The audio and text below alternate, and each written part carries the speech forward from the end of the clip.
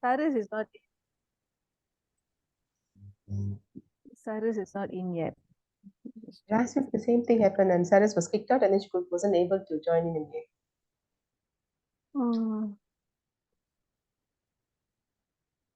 Okay, let's discuss the practical ways on how these three brains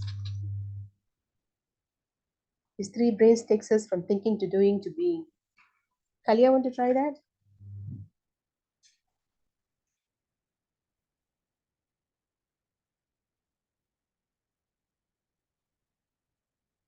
No, I passed that. Yeah. Anybody else?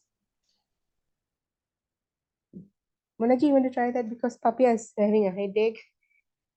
Rani It's okay. I think I'll just attempt. Yes. Okay, dah. Okay. Oh, sorry. Yeah.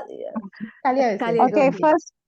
first we'll see through our conscious mental rehearsal, which is the thinking brain uses knowledge to activate new circuits in new ways to make it a new mind. Then our thought creates an experience, and via the emotional brain that produces a new emotion, and then our thinking and feeling brains condition the body to a new mind. And finally, we reach the point where the mind and body are working as one. The cerebellum enables us to memorize a new neurochemical self, and our new state of being is now an innate program in our subconscious. Yes, thank you, Kalia. I think just now Sarah's explained it, and then we just emphasize on what we learned just now. Okay, question number 4. The author has given a real life examples of the three brains in action. We all have areas or issues or challenges that we want to overcome. Share on how you are going to go about it. I think he gave an example about a lady who had a problem with the mother-in-law and how she overcome it. So who wants to try this? Rani, would you like to try?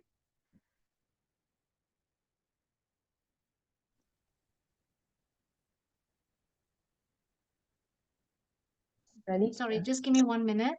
Okay. Yeah, just give me 1 minute. I think basically he talks about when we are compassionate, when we apply compassion, sometimes that can rewire how we look at the subject, from what I understand. Okay. Yes. So how can we overcome our challenges in life? By using the examples that he has given us.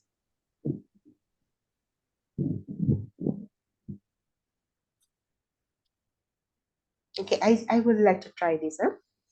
I was having lots of challenges in the family with the husband. I'm not ashamed to discuss this because it is something that's in the past.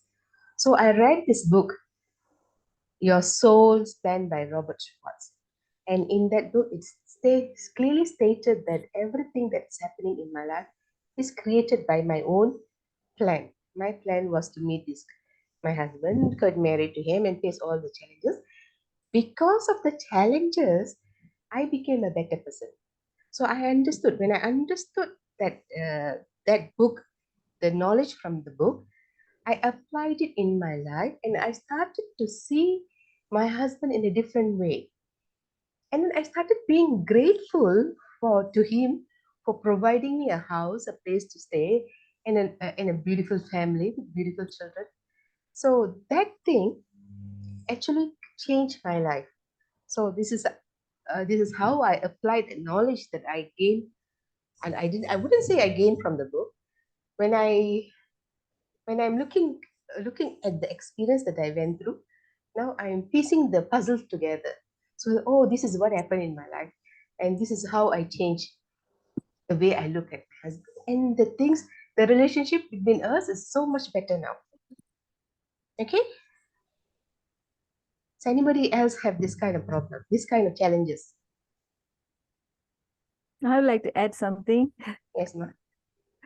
Okay, so basically, of course, everyone has challenges. So I always like to pick up this knowledge of acceptance from Vikesh Shivani's videos, So you see, my youngest boy, okay, I feel that both of us have this like love-hate relationship.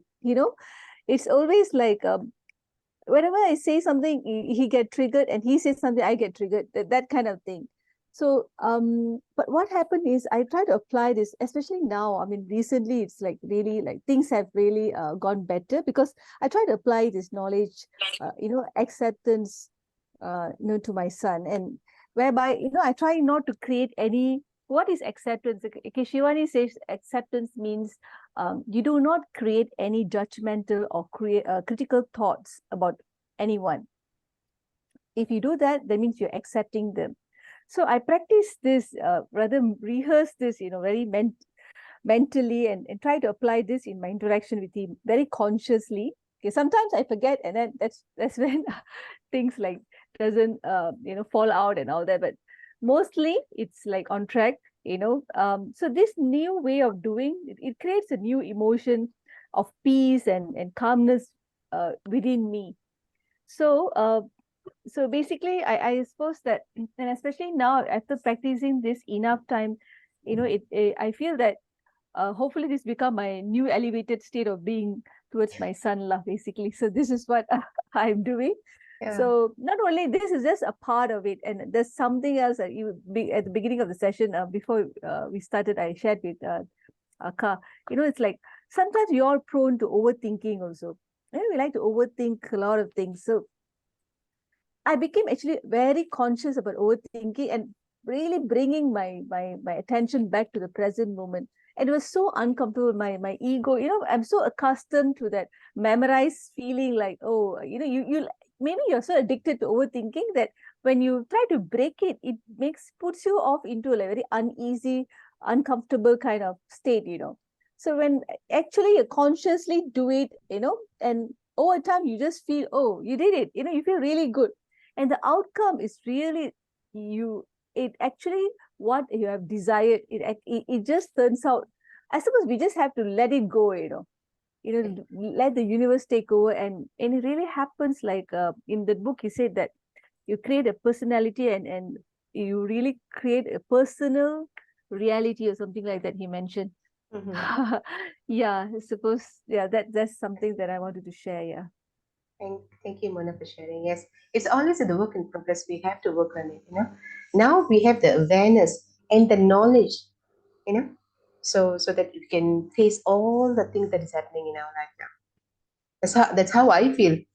Scientifically, we have a lot of scientific evidence to show that if we keep on thinking about the same thing, he says that if we can create sickness, depression, and we have the ability to create joy and peace also. So we can do that, is it? Okay, anyone else want to share, or shall we move to the next question? Okay, I just want to add that one just now I was telling, you create a new state of being, which a new state of being creates a new personality. A new personality produces a new personal reality. That's what I wanted to tell. Thank you, Monaji, for adding Okay.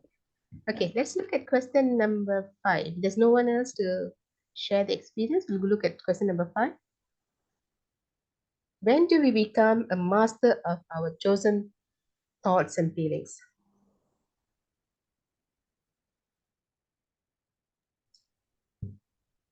Sheila, welcome back. Would you like to take this question?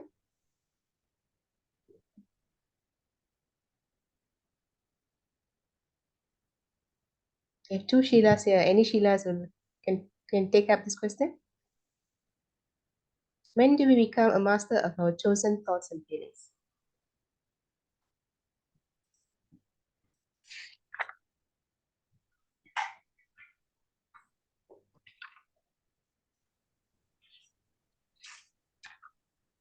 Okay.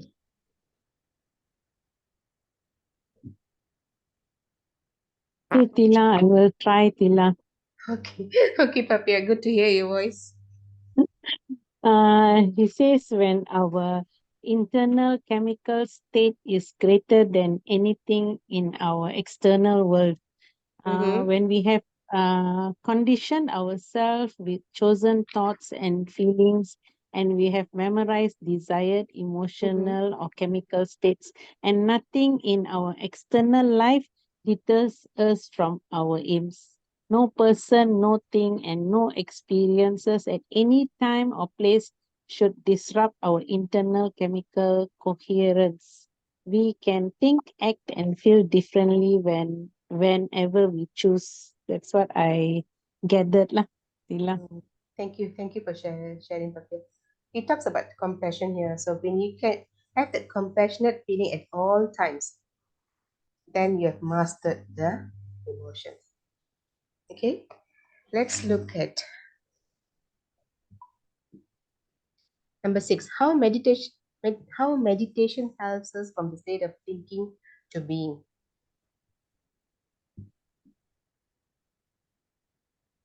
Saras, would you like to take this question, because I love the way you answer the questions. Thank you, Ka. I'll try. How meditation changes is so I have to go back to how our brain works, right? So what he says is, and we also know this, it's just we were not aware. So all of us know that from thinking to doing to being. So what happens is with meditation, we can surpass just that being. Being is almost like being inactive. So I'll go back to my example of being unhealthy, right? So I'm thinking I want to be healthy, but I'm not doing anything. But the body is not doing anything. Mindfully, I'm thinking I want to be healthy, but I'm still stuck in old habits, not exercising, not meditating, not being in. So by meditation, when we sit in meditation, what happens is the moments between our breath, that is when this actually changes our microprocessor, which is the cerebellum. It helps change the brain for being. So when we sit, so let's say we have migraine and you say, well, I want to sit down in meditation. And after an hour, as most of us here may have experienced, that the migraine is gone. So what actually happened there? We did not take any medicine or anything, no external factors. That's what I'm saying. So what happens is during that moment when between our breaths, this healing happens. So meditation changes that. And when there's no external factors, so our feelings are also attached to external factors, right? The environment actually controls our mind. So what happens is we let that happen. So when you meditate, this helps you. Am I making sense? Yes, completely. So what is happening is what we have done all these years is we have let the environment control us instead of we control our microprocessor, which is our brain, actually, the cerebellum. So the environment sets our mood, the environment sets our tone, which becomes a problem in our daily life.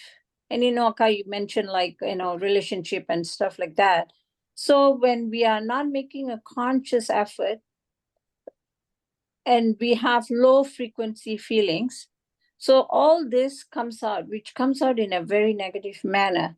So when we have so meditation leads to higher frequency feelings like joy, gratitude, love, compassion. So all this, and so the greatness that we have leads to a quantum field that we all want to achieve. That's why we are here today. So what in a nutshell, what meditation does is say goodbye to cause and feelings. Cause and feelings is all our external factors. Whatever we say, like Mona was saying, she makes a mindful, conscious effort to come from within.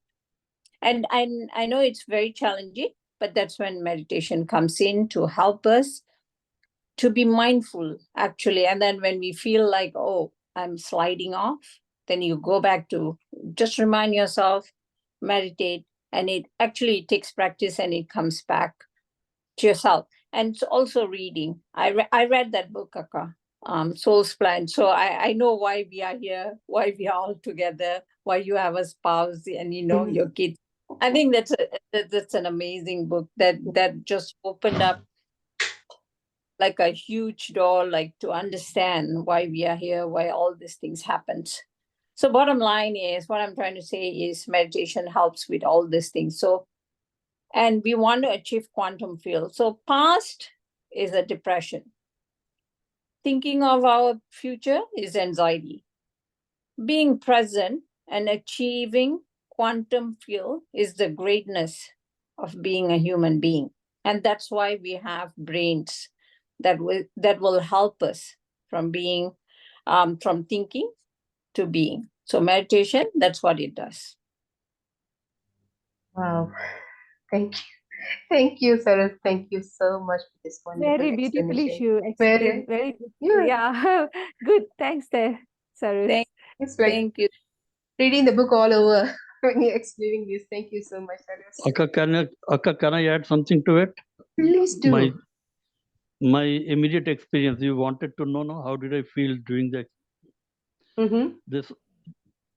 I am from defense background, so I'm very disciplined. And in my house, there were certain things which irritated me, like family members getting up late in the morning. And then I had very strained relationship with my son, though, and he irritated me rather. And there were many things which irritated me. But during this 2 months of meditation, this irritation is completely gone. Now I have the best of the relationship with my son. And the things that irritated me, doing certain things which irritated me, I do them now pleasantly. And I'm flowing with life very easily. The meditation helped me in that way. Thank you. Wow, amazing, amazing sharing. Thank you so much.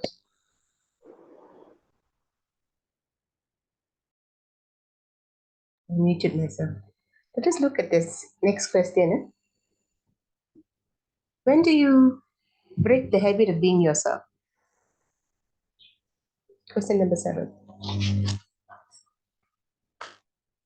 Kalia, would you like to try that?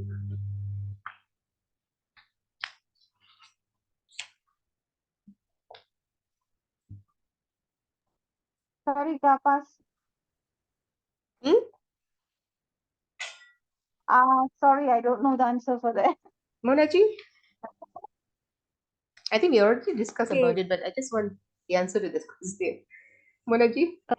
I just wrote a very simple answer here. I said when we move into our idealized state of being, and that becomes like our second nature, in autopilot mode, then that is when you can see that we actually break the habit of being ourselves. Yeah.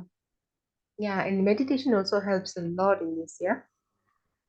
Yeah. Okay. Thank you, Monaji. Let's look at the next question. How do you experience the future now that connect with all possible realities? Anyone wants to try?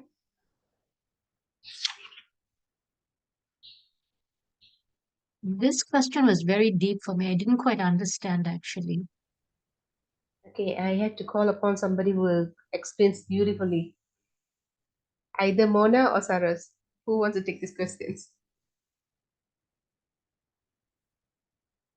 I let Saras do that.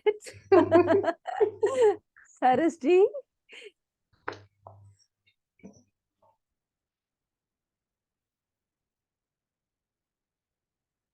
Saras there. Okay, I just write down. I just share what I have actually written. Okay.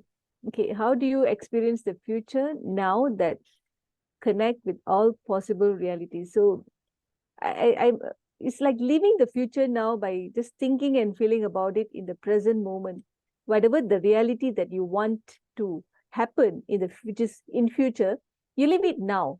You know, the example that he gave about the daughter, she wanted to go to Italy. Yeah, and she didn't go, you know, but she experienced, she was living it as if that she is experiencing it. And she attracted that exactly what she was living it. So that's what I understood. But Cyrus, do you want to add on? Is she there? No, that's I can try. yes, please. Yeah. Yeah. So for us to experience an ideal future, the first thing I feel we need to do is break the habit of being ourselves. And the number one step to do that is not let the environment define who we are. So this is what happens. So when we are in an environment and we are a human being, we're always surrounded people. What I feel is the environment defines me, which is not the right thing. That is against principles of spirituality. So we let that happen, which is, I can't say it's right or wrong, but you know, that's what happens. But so to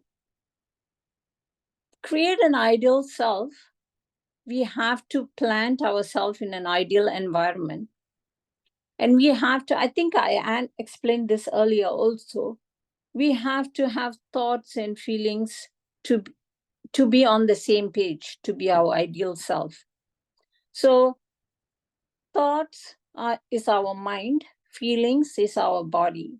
So they both have to be in sync.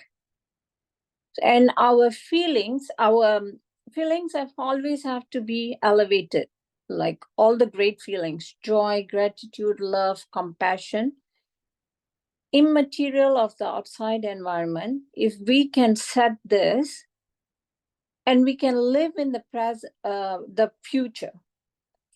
So if I tell myself I want to have a future where I'm surrounded by family, and I'm manifesting this, pretty much manifesting this. All of us want this, right? Great health, great family, successful children, maybe a comfortable life, all these things. But what happens is we have this in our mind, but we don't have the elevated feelings.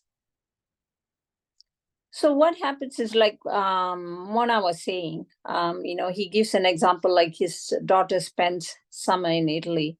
It is very difficult to create something that hasn't happened.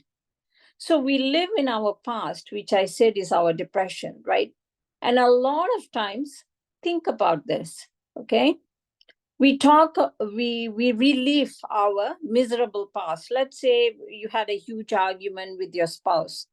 We relive that every minute of the day until somebody apologizes or you yourself make a decision, okay, I'm done with this. But we keep thinking that. So that is why when I say your past is your depression, we get depressed about it. But on the same token, something great could have happened in the morning. Let's say, you know, your son said you're the most beautiful mom or something like that. We enjoy that for a few minutes. And after that, that's like pretty much done for the day. I'm just talking in a day. So, but this pain continues with us. So that's what I'm saying. We need to let that go. So say goodbye to all this cause and feelings. The cause of your misery is your spouse, and the feelings is what you're going to carry the whole day. Sometimes it goes on for weeks. I know, I've done this before. So we have this disgruntled feeling, which leads to depression. Then you are just miserable. But all these are external factors. So by doing meditation and then also manifesting both feelings and knowledge, feelings and thoughts, then we are living. So it's very, what he's trying to say is they both have to be equally for this to really happen in the future. So he's saying, so like his daughter in Italy, she said she told herself, okay, I'm already Italy doing these things, visiting Colosseum.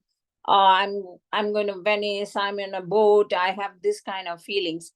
But is it easy to feel that way? It's not. That's why meditation comes in. And then if you have already manifested this, then this happens. So then it helps for the future. In future, we're going to be happy. Happy is what the ultimate, where we want to be. I think I talked too much already, but anyway, that's what I'm trying to explain. So it has to be both thoughts and feelings. A lot of us, we tell ourselves, oh, I want to be rich. Oh, I want to be healthy.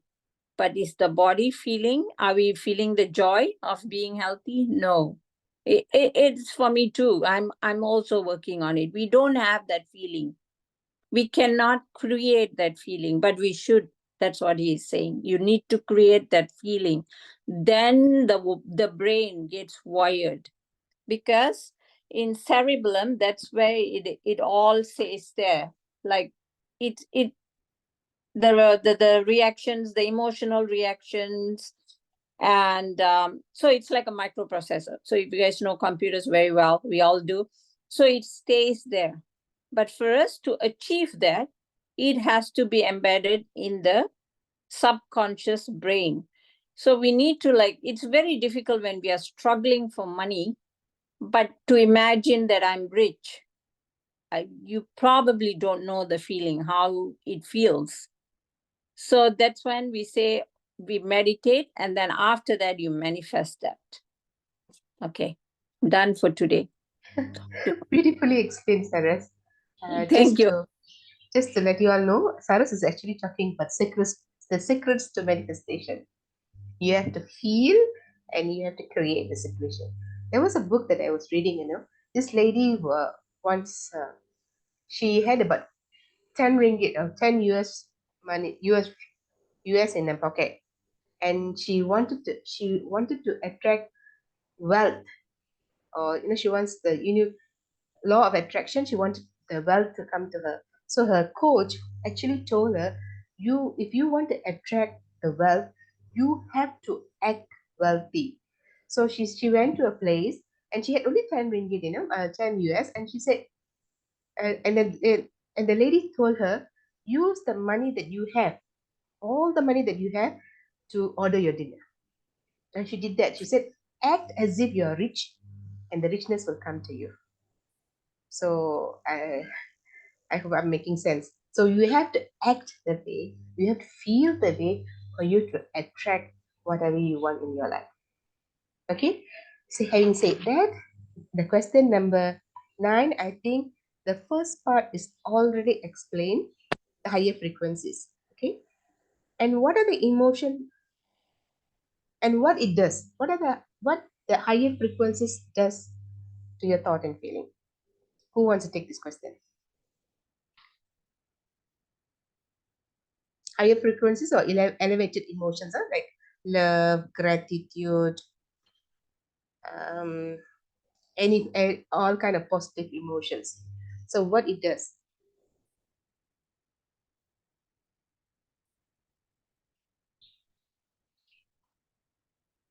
Anyone?